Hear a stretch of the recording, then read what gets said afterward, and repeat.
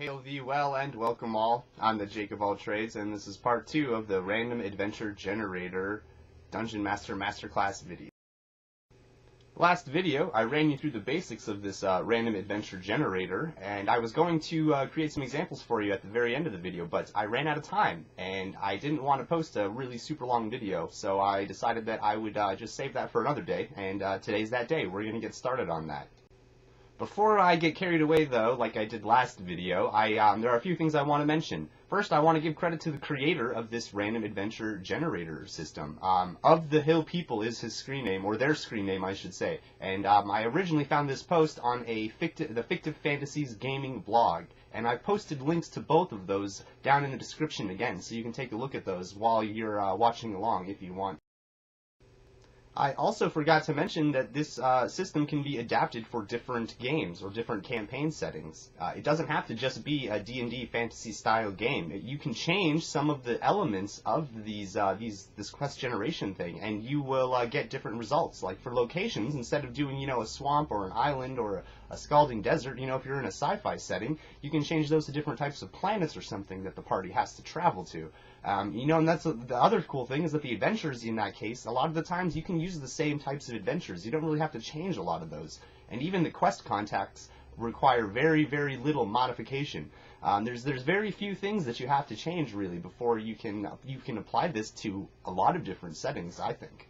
It's incredibly versatile and flexible in that way. Another thing that makes this generator really flexible, as I mentioned last video, is that you only need to roll as much as you need to roll, and because of that, you can create either really short quests that are easy to complete within a session or two, or you can create quests that require vast distances that are traveled and many parameters that need to be completed before the objective is actually done, before you can say that the mission is done. And that's the thing that I really like about it. It's very flexible. You can create any size quest that you need, any style sort of, any kind of length quest can be generated with it, and I'm going to be showing you some examples of that later on in this video in depth when we start doing the actual quest generation. As I said last video, because the system is so flexible and easy to use, a lot of the time I'll only get about halfway through it, or I will only generate a few of the quest parameters before I get a cool idea, and then I sort of fill in the rest of the gaps.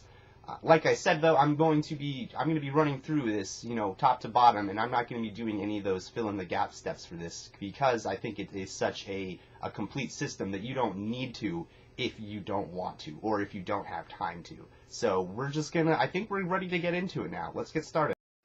We'll begin with the easy/low level quest, the shorter quest for our party to start on. And this would be a good quest maybe for your party to start, or maybe your campaign to kick off with, like their first real quest or adventure to go on. And we're just going to start, we're going to do steps 1 through 5, starting at the top with the contact, and then working our way down to the antagonist. And because it's an easier, lower level quest, I don't think we need any of those twists or complications, and we don't need any dramatic conflicts or anything like that. I think we're pretty set just with these 5 things. Alright, I've got my D12 here, and I'm getting ready to roll it. On the first step here for contact, I got an 11, which means our contact is a mercenary group. And I'm going to type that down real quick. Mercenary group.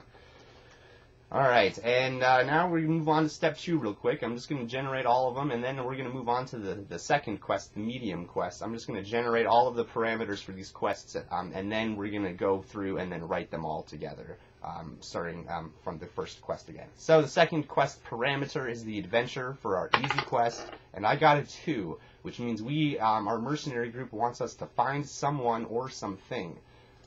Find someone or something.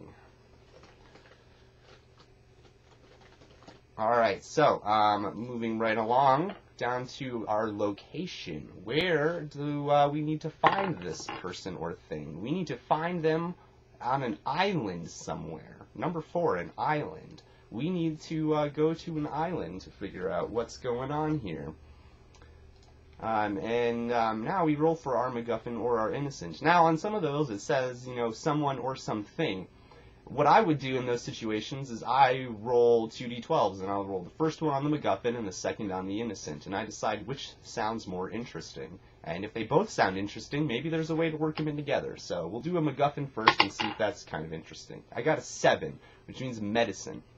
A mercenary group wants you to transport medicine to an island.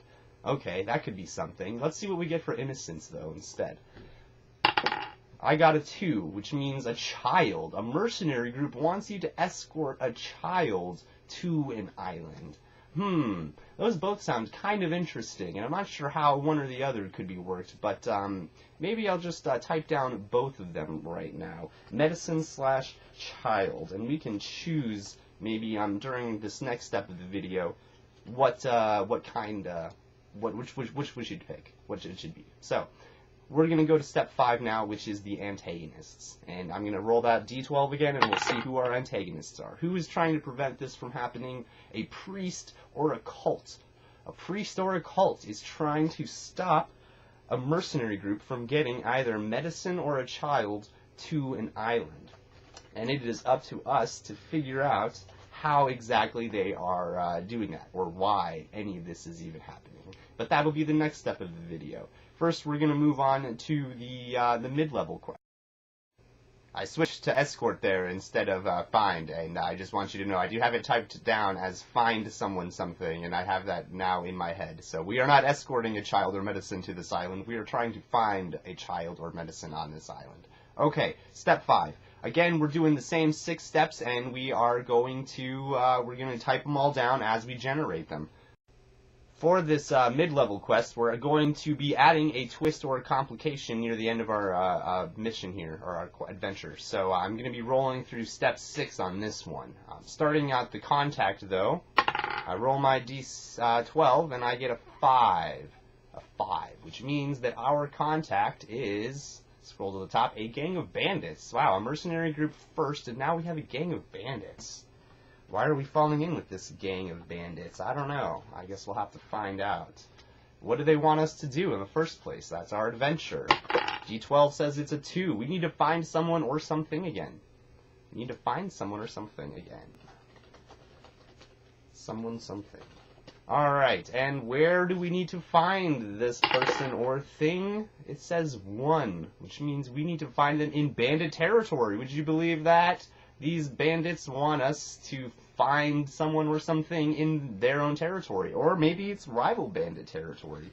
I guess we'll have to find that out during our generation segment at the end of here. What do we want to find?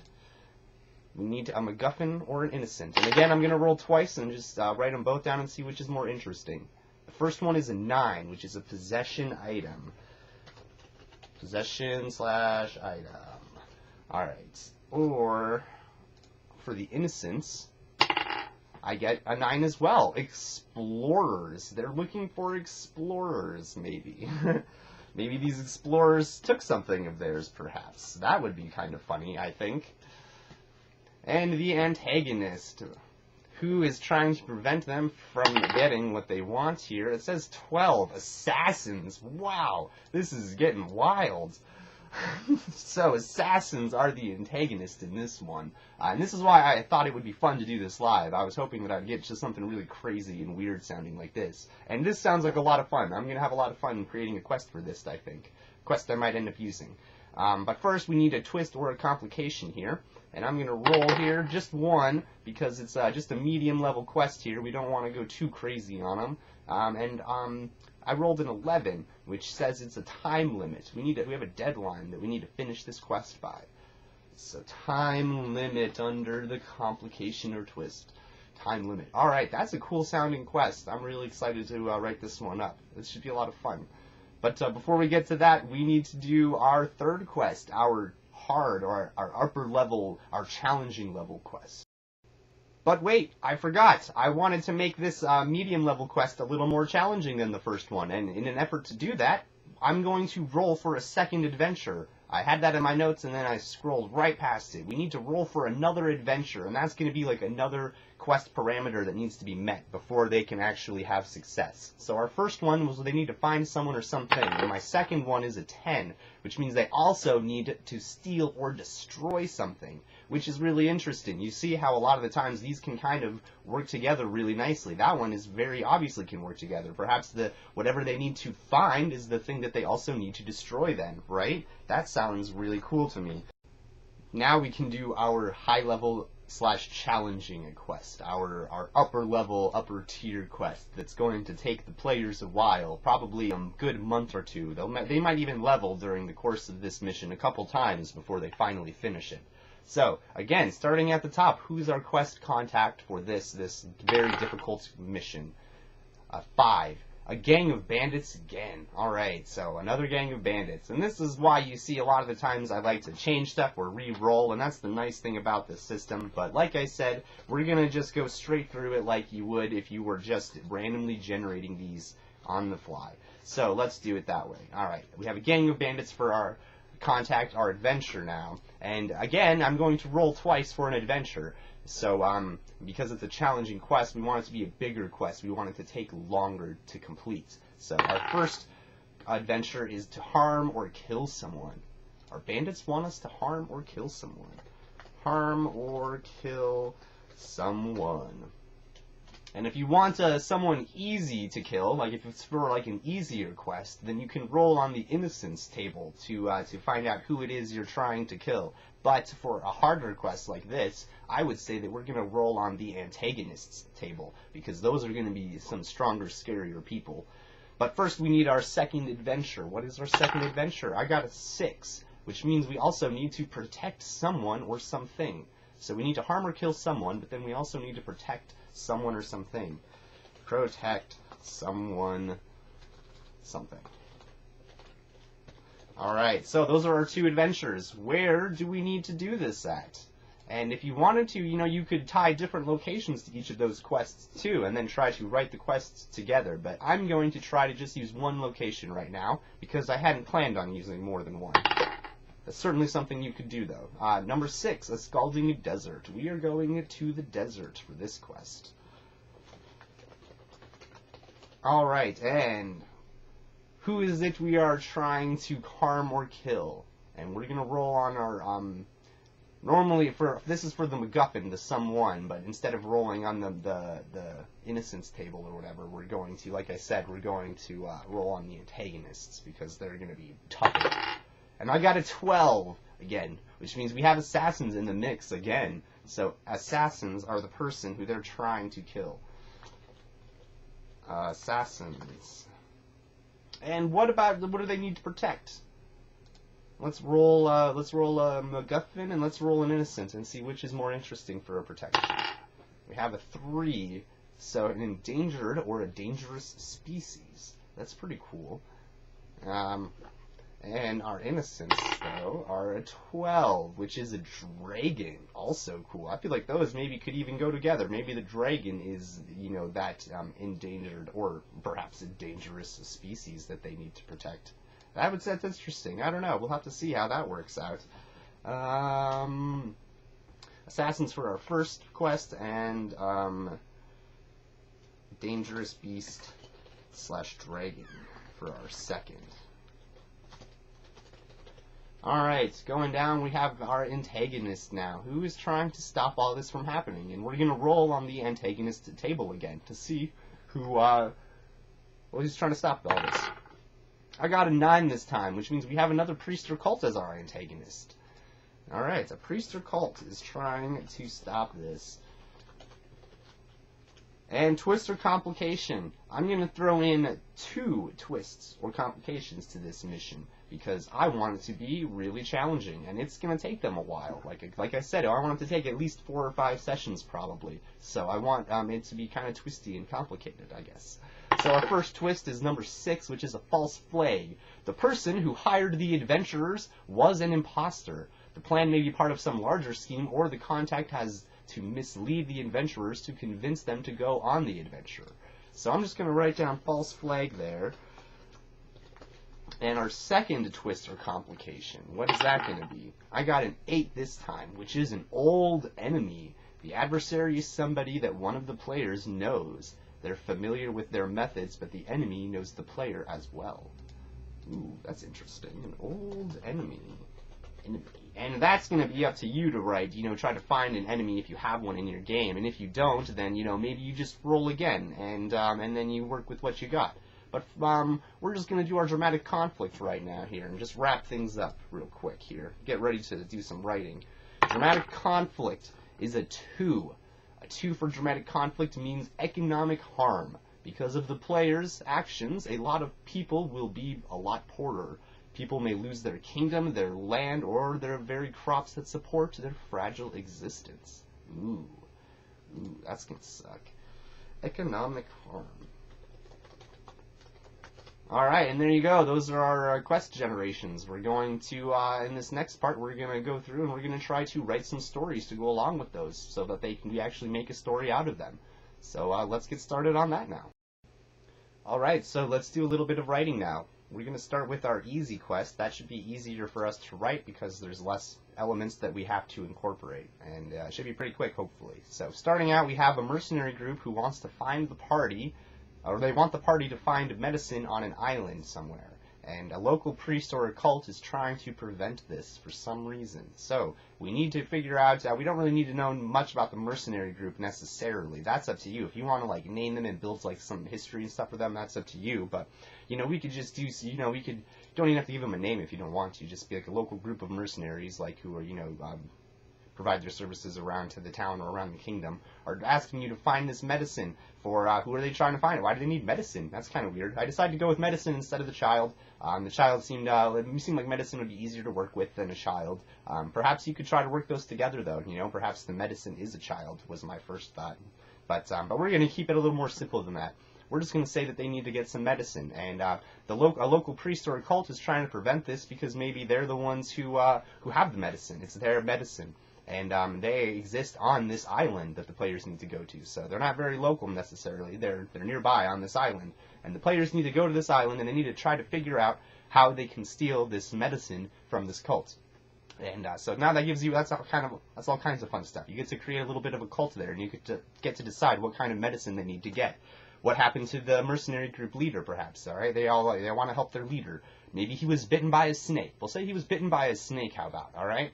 And it's a slow-acting venom, and the players are asked desperately to travel to the only known place where a known antidote exists, medicine to this venom, an antidote to the venom, it resides on this island. If you want to be unoriginal, call it Snake Island or something, or Snake Head Island. There's a mountain that's shaped like a cobra's head or something. But there's a cult here, a cult of worshippers to some snake demigod or something like that, or maybe they're like a lizard men cult or something like that. And the medicine or the antidote that they use is like a ritual beverage. How about that? And so now the players need to kind of to crash one of their rituals so that they can steal some of this antidote and bring it back to the mercenary group leader, so that he doesn't die from this slow-working venom.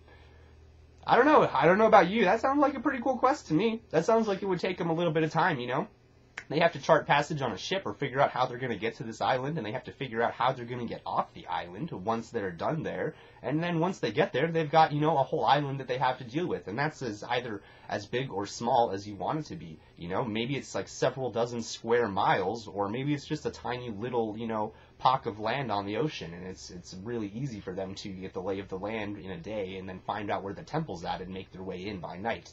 Or maybe you make them trek around the island for a couple days, chopping their way through dense undergrowth before they're able to find, this hidden temple. That's up to you, but I think that's a pretty good basis for our easy level quest. Alright, and now we're on to our mid-level quest generation. So we have all of our parameters there. A gang of bandits want you to find someone or something, find a possession or explorers in bandit territory.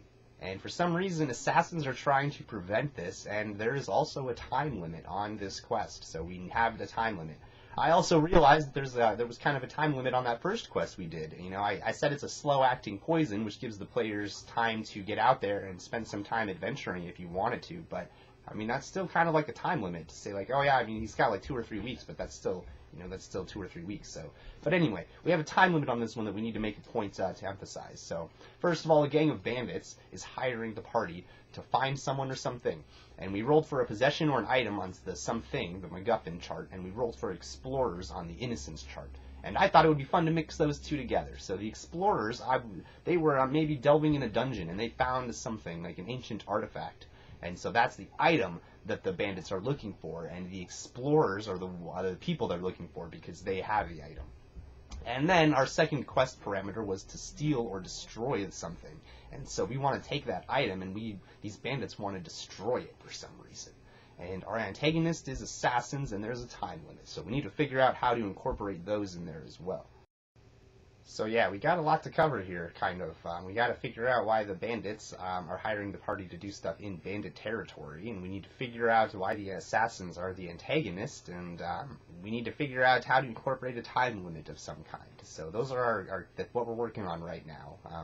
Why don't we say that these bandits have actually been displaced, and that's why they're not in the bandit territory anymore. They essentially kind of got kicked out of their banditory. Maybe they're kind of beat up when the party runs into them. And when they talk to this gang of bandits, they hear about this group of explorers who was recently kicked them out of their little hideout, maybe. That's their territory. It's like this old abandoned temple where they used to hang out. And in that temple was a secret item of some kind, or an ancient artifact. And these bandits could never figure out how to get it out, but the explorers did manage to figure out how to. They solved the riddle, essentially. And so they managed to pull this artifact out, and now they're taking it back to their employer. And this is where we pull in the assassins. The assassins are their employer, and that's why the assassins are trying to prevent the party from getting this item that the explorers have. So, our party is entering bandit territory in an effort to find these explorers who possess this item that they're trying to get back to their employers, a group of assassins perhaps, or a guild of assassins, or, I don't know, an organization of assassins. I don't know. It depends on your game, I suppose. Now, the only thing we have left is to try to figure out what this time limit is about, and we need to figure out why the bandits want you to destroy the item. Well, they were hanging out in an abandoned temple, maybe, right? And there's this ancient artifact that they could never figure out how to get their hands on. They couldn't crack the puzzle. Well, maybe they weren't trying to crack the puzzle. Maybe they were just hiding out there trying to stop other people from cracking the puzzle. Maybe this is like a really bad item, and these assassins who are trying to get their hands on it are really not good people, and that's why they want it. So they can do some really, really bad things. And the gang of bandits is actually, they're kind of like the protagonists in this whole thing. They're actually sort of defenders of this ancient temple, and they were trying to protect this ancient artifact from falling into the wrong hands, and now that they have failed, they need to find someone else to pick up that mantle for them. And so they're hiring the party to go into their old territory, this ancient temple perhaps, and to around that area to track down these explorers. And what's our time limit? They need to stop. Our time limit is that the explorers can't make it back to the assassins with the artifact. Once the organization of assassins has this ancient artifact, that'll be game over. That'll be quest over, and they will be able. It'll be out of the player's reach from there. So there's our second quest. That's a mid-level challenging quest, and that sounds like it could be quite challenging, and the time limit kind of varies on how long you want this quest to go. Perhaps they're chasing down these explorers, who the explorers see them coming from behind and following them, and they start to quicken their pace so that they don't get caught by these unseen followers. But meanwhile, the party trying to catch up to them is just trying to tell them like, hey, this is not a good thing that you have. You need to, we need to destroy this item somehow. And so then there's the other step. You need to figure out how to destroy it. Maybe it's something that's really simple. It's just like an old clay urn or something that actually houses like an ancient demon's soul. And destroying it is as simple as just smashing it on the ground. But maybe it's something like, the one ring to rule them all. That is not so simple to destroy, as Gimli found out during the council, right? No, they had to go to Mount Doom to destroy that. So maybe destroying it is more difficult. And then your time limit changes if that's the case. Your time limit isn't, before it gets into the assassin's hands. The time limit then, in that case, with a harder to destroy object, you need to create some other time limit, like before the next full moon or a solar eclipse, or something like that. Before the last leaf or petal falls off the rose, something like that. You need to mix it up a bit, and that's up to you to decide whatever works for your game and for your quest. And finally, we get to our high level or our challenging quest. This is our very, very long quest, our very, very tough and difficult quest. You probably don't want to throw something at like this at your players until they're level 5 or so at least, maybe a little higher depending. And a quest this big, a lot of times, will span such a length of time that you can have several smaller quests within one of these larger quests if you wanted to. And maybe that's how we tie our gang of bandits together from all of these other ones. But that's not what we're going to do. We don't need to try to tie all these quests together. I'm just going to show you how to write them, sort of. Do a quick run through. So, for this third quest, we have a gang of bandits that wants the party to harm or kill an assassin and protect a dangerous beast or a dragon, perhaps, from a priest or a cult. There is a false flag and an old enemy at work, and the economic harm will be caused due to the party's actions. And so we need to figure out how to tie all of this stuff together to create an epic style quest, a super cool looking quest that'll keep our players engaged and entertained for several weeks. So, starting out with our gang of bandits, they're hiring the party to harm or kill someone who is an assassin, and they want you to protect someone or something, which is a dangerous beast or a dragon. So perhaps it's a dragon then, dangerous beast and dragon. You know, they're kind of the same thing. A dragon is a dangerous beast. So they're trying to protect a dangerous beast, and they're trying to kill an assassin. Well, the assassin is probably trying to kill this dragon for some reason. That's why they need to kill the assassin and why they need to protect the dragon. So that's how those two tie together. And this assassin is being sent out by our antagonist. So the assassin is probably from this priest or this cult. So we need to figure out, what kind of dragon this is and what kind of cult this is and why the bandits care about this dragon in the first place. Well, our location, it takes place in a scalding desert. So we're in a D&D world here, right? So why don't we call it a blue dragon, maybe? Those are the desert ones, I believe. So maybe they're after a blue dragon for some reason. And but for some reason, the party doesn't want to kill this blue dragon because maybe it's worth more alive. The bandits want it alive for some reason, and the cult wants it dead. And there's also an old enemy and a false flag here. So we need to figure out where our false flag is, and that's like the adventure isn't quite what it seems. The party's been set up somehow. There's like an imposter, and the adventurers have been misled. Our partygoers have been misled. So things aren't quite what they seem. So maybe the group of bandits told them that they were going to protect like a silver dragon. And so the players this whole time think that they're going out to rescue or a bronze or a copper dragon, whichever the metallic dragons fit for the desert, I forget. But in actuality, when they get there, it is actually a blue dragon, maybe. And so that's our false flag, is that the bandits weren't being truthful about the type of dragon. And that kind of flips things on its head a little bit. If they've already encountered the assassin on their way there, depending on whether or not they've defeated him, or maybe he's escaped, maybe he becomes an old enemy, even if the players realize that this is a blue dragon and they want it dead. This assassin is still an enemy because he doesn't believe them. They fought him once and they almost killed him, and he's not gonna fall for that same shtick again. So something like that, perhaps. So we have a priest or a cult that has hiring this assassin. The bandits tell the players that it's a cult, but in actuality, maybe it is a priest, like an actual, legitimate priest, not some, power-hungry priest or something. It's like an actual good priest. But the players are told that it's like a fanatic cult, and to this dragon. So the players go out, or no, not to the dragon, to kill the dragon, maybe. So and our old enemy, we can tie that in with our assassin possibly, or if you have another old enemy, an enemy from a previous campaign or a previous quest in the same campaign that you can think of, then throw them in there, because that works great too. It's kind of like a third force essentially, but it's more specific than that. The players, when they see that guy, they'll know, like, oh man, it's that guy.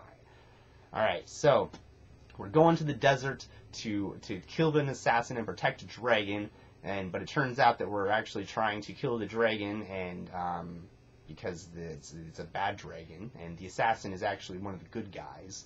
And so there's our gang of bandits, there's our adventures, we have our location, it's in the desert, and we have our MacGuffins and our innocents, the dragon and the assassins, and we have our antagonists, the priest or the cult. We've got our twists and our complications. Hopefully you figured out something for an old enemy. If not, then like I said, you can just roll again and try to find a different twist or complication that works better. But now we just need to get down to the dramatic conflict. Something that happens, if the players, we need to figure out how economic harm can come into play? How can we tie economic harm into this whole theme of events that's going on here? I'm sure you guys are having bunches of ideas, and at the moment, I'm not really having much of any. You know, in a scalding desert, what kind of economic harm could be had?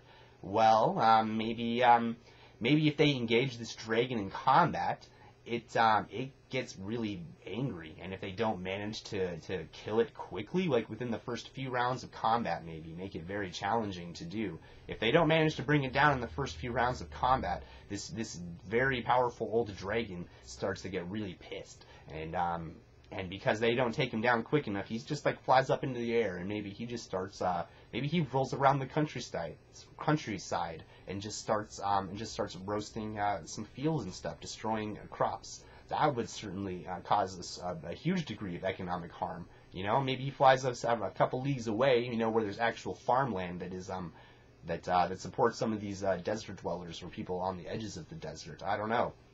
That's up to you, I suppose. But that should give you a pretty good idea of how to use this thing and how you can kind of tie all of these elements together to create some really unique quests of any style length, really, any kind of length you need.